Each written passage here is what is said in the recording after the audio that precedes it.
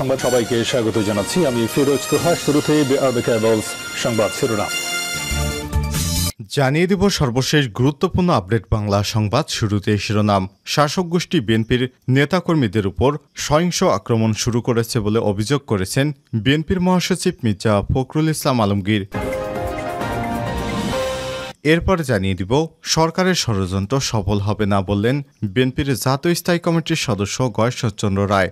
বিএনপিকে জনগণের মন থেকে মুছে ফেলার জন্য আওয়ামী লীগ সরকার নানা ষড়যন্ত্র করছে, কিন্তু তা কখনোই সফল হবে না, বরং আপনারা আপনাদের কৃতকর্মের জন্য মুছে যাবেন। জানিয়ে দিব ভারতকে ট্রানজিট দেওয়া হয়নি, যা বললেন প্রধানমন্ত্রী শেখ হাসিনা বলেছেন আজকে পৃথিবীটা গ্লোবাল ভিলেজে পরিণত হয়েছে। একে অপরের উপর ব্যবসা বাণিজ্য যোগাযোগ প্রভৃতির উপর নির্ভরশীল, এগুলো দরজা বন্ধ করে রাখা যায় না। তিনি বলেছেন আমাদের trans Asia highway trans Asia রেলের সাথে যুক্ত হতে হবে। এদিকে বিএনপি পরনির্ভর দলে পরিণত হয়েছে অভিযোগ করলেন আওয়ামী লীগের সাধারণ সম্পাদক এবং সড়ক পরিবহন ও সেতুমন্ত্রী ওবায়দুল কাদের।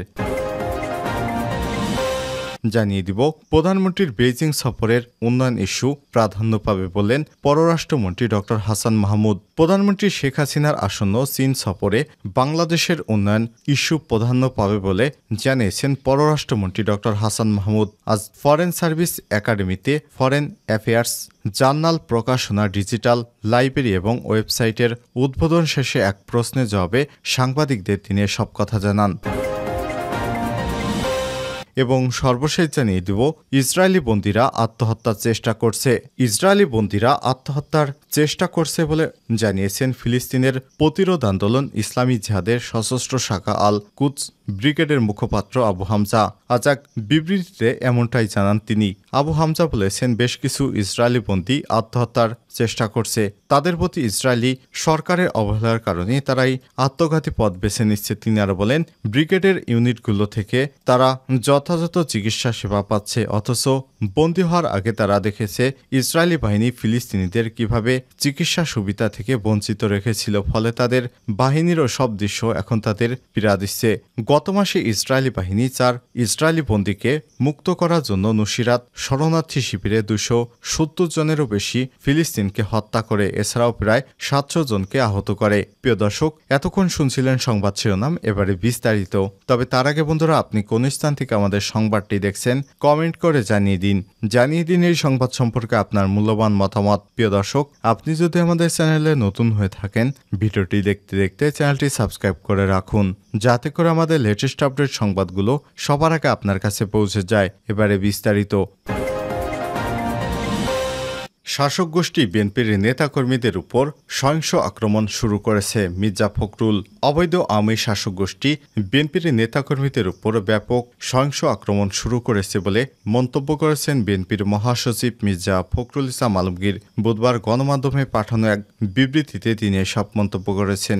বিবৃতিতে বলা হয়েছে, গত 29 জুন ঢাকায় কেন্দ্রীয়ভাবে 1 জুলাই সারা দেশের সকল মহানগরে এবং আজ সারা দেশের সব জেলা শহরে বিএনপি চেয়ারপারসন দেশনেত্রী বেগম খালেদা জিয়ার নিঃশর্ত মুক্তির দাবিতে আয়োজিত শান্তিপূর্ণ সমাবেশে সরকার দলীয় সন্ত্রাসী এবং আইনশৃঙ্খলা বাহিনী বিএনপির নেতাকর্মীদের উপর হিংস্রাত্মক আক্রমণ চালিয়ে তাদেরকে গুরুতর জখম করেছে। এই ন্যাক্কারজনক ঘটনার তীব্র নিন্দা এবং প্রতিবাদ জানাচ্ছি।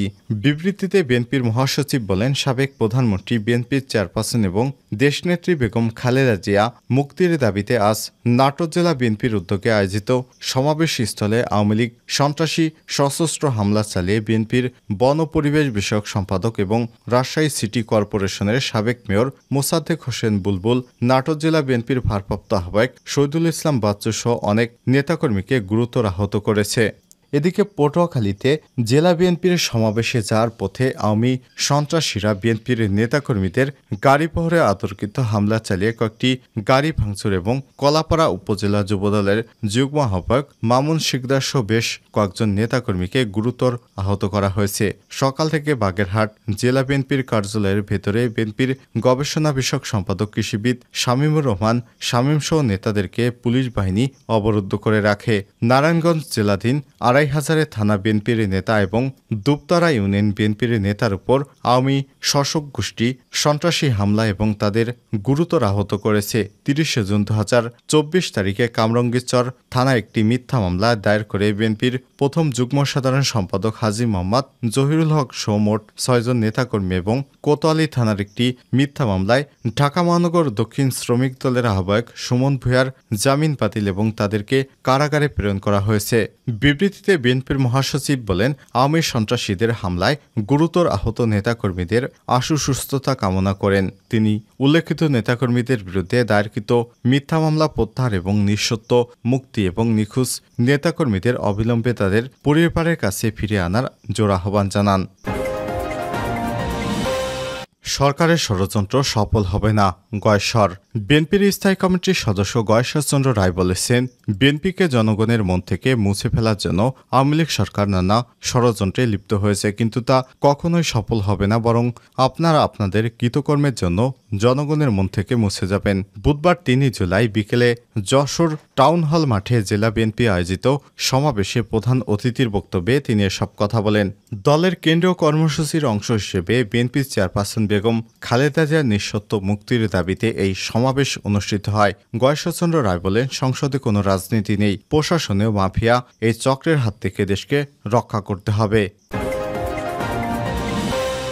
ভারতকে ট্রানজিট দেয়া নিয়ে যা বলেন প্রধানমন্ত্রী শেখ হাসিনা বলেছেন, আজকে গোটা পৃথিবীটা গ্লোবাল ভিলেজে পরিণত হয়েছে, একে অপরের উপর ব্যবসা বাণিজ্য যোগাযোগ প্রভৃতির উপর নির্ভরশীল, এগুলোর দরজা বন্ধ রাখা যাবে না। তিনি বলেছেন, আমাদের trans Asia highway trans Asia রেলের সাথে যুক্ত হবে। আজকে ভারতকে আমরা ট্রানজিট দিলাম কেন, এটা নিয়ে নানা প্রতিক্রিয়া। আমাদের ট্রানজিট তো আছেই, ত্রিপুরা থেকে বাস চলে ঢাকায়, ঢাকা হয়ে কলকাতা পর্যন্ত যাচ্ছে, এতে ক্ষতিটা কি হচ্ছে? বরং আমরা আমাদের রাস্তার ভাড়া পাচ্ছি, সুবিধা পাচ্ছে আমাদের দেশের মানুষ, অনেকেই অর্থ উপার্জনও করছে। বুধবার দ্বাদশ জাতীয় সংসদের তৃতীয় এবং ২০২৪-২৫ অর্থ বছরের বাজেট অধিবেশনের সমাপনী ভাষণে প্রধানমন্ত্রী সংসদ নেতা শেখ হাসিনা এসব কথা বলেন। স্পিকার ডক্টর শিরিন শারমিন চৌধুরী এ সময় অধিবেশনে সভাপতিত্ব করেন। প্রধানমন্ত্রী শেখ হাসিনা বলেন, সারা বিশ্বের সাথে একটা যোগাযোগ হচ্ছে, আমরা নেপাল ভুটানের সাথে ট্রানজিট করেছি ভারতের মধ্য দিয়ে, এটা তো কোনো একটা দেশ নয়, আঞ্চলিক ট্রানজিট সুবিধা, বরং যোগাযোগ সুবিধা করা হচ্ছে। আজকে আমরা নেপাল, ভুটান, ভারত, বাংলাদেশ এই 4টি দেশ নিয়ে প্রত্যেকটি দেশের সাথে যোগাযোগ ব্যবস্থা, ট্রানজিটের ব্যবস্থা করেছি। আজকে নেপাল থেকে আমরা জলবিদ্যুৎ কেনা শুরু করতে যাচ্ছি, সেখানে গ্রিড লাইন করা আমরা সেই চুক্তি করেছি, সেটা আমরা কার্যকরও করেছি। 1965 সালে ভারত পাকিস্তান যুদ্ধের পর যে সকল রেলপথ, নৌপথ যোগাযোগ বন্ধ ছিল, সেগুলো আমরা উন্মুক্ত করেছি। বিএনপি পরনির্ভর দলে পরিণত হয়েছে কাদের? আওয়ামী লীগের সাধারণ সম্পাদক এবং সড়ক পরিবহন ও সেতুমন্ত্রী ওবায়দুল কাদের বলেছেন, বিরোধী সব দল আন্দোলনে ব্যর্থতার পর কোটা এবং শিক্ষক আন্দোলনের উপর ভর করছে পরজীবী দল হিসেবে বিএনপি। বুধবার বিকেলে সাভারের হেমায়তপুরে ঢাকা জেলা আওয়ামী লীগ আয়োজিত আলোচনা সভায় প্রধান অতিথির বক্তব্যে তিনি এসব কথা বলেন। ওবায়দুল কাদের বলেন, কোটা বিরোধী আন্দোলন গতবার ছিল, এখনও আছে, বিএনপি এই আন্দোলনের উপর ভর করছে, কিন্তু পরের কাঁধে ভর দিয়ে আন্দোলনে জয়ী হওয়া যায় না। বিএনপির উদ্দেশ্যে তিনি বলেন, নেতাদের মুখের কোনো ট্যাক্স নেই, লাগাম নেই, গাড়ি চালক বেপরোয়া হলে যে অবস্থা হয়, রাজনীতিতে বিএনপি এখন বেপরোয়া চালক, কখন কোন দুর্ঘটনা ঘটে কেউ জানে না। কে চালাবে বিএনপি? লন্ডন থেকে রিমোট কন্ট্রোল দিয়ে চালায়, সড়কপথে কিংবা নৌপথে নয়, আকাশপথে বিএনপি চলে। বিএনপির বড় নেতারা ভয়ে আছে জানিয়ে ওবায়দুল কাদের বলেন, নেতাদের দিনের আরাম আর রাতের ঘুম হারাম হয়ে গেছে, কখন কার চাকরি নষ্ট হয়ে যায়, কখন যে তারেক রহমানের ডাক আসে, ফখরুল সাহেবও শান্তিতে নেই।